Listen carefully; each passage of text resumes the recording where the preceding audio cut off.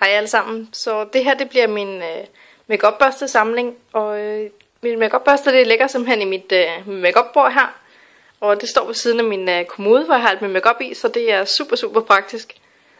Oppe i hjørnet her i den her pose her, der har jeg bare de makeup børster, som der er beskidte, som der skal renses.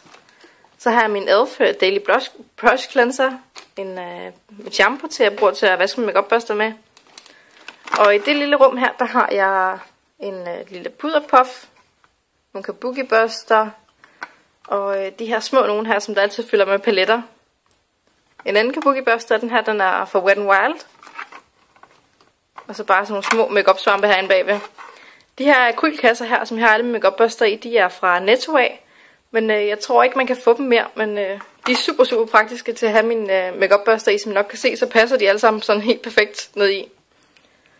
I det her rum her, der har jeg alle mine puderbørster, og jeg har 2 fra Crown og en fra Nils Jord. Og i det her rum, der har jeg de børster, som jeg bruger som en blush. Så en fra Crown, Elf, mere Elf, en Gillian Jones børste. I det næste rum her, der har jeg sådan nogle foundation paddelbørster. Og så har jeg de børster, som jeg bruger som en øjenbryn. Og i de her 2 rum her, der har jeg mine sådan lidt mere almindelige foundation børster, altså de børster, som jeg bruger mest til min foundation. Så jeg har den her lille børste her fra Crown Brushes. Og nogle af dem her fra Elf, det er faktisk hovedsageligt dem, der ligger her i. Og så har jeg en fra Nils Jord også. I det her rum her, der har jeg sådan nogle tools egentlig, så en øjenvippebukker, kalder man sådan en blyantspidser, en lille pincet og sådan nogle lim til øjenvipper. Og i det her rum her, der har jeg alle mine blending brushes, så igen samme sammenstilling, altså nogle fra Crown, nogle fra Elf og Gillian Jones, der er bare en hel masse hernede i. I det her rum her, der har jeg sådan lidt mere sådan nogle specialbørster, eller hvad man kan sige. Det er altså læbebørster, øjenbrynsbørster, mascara.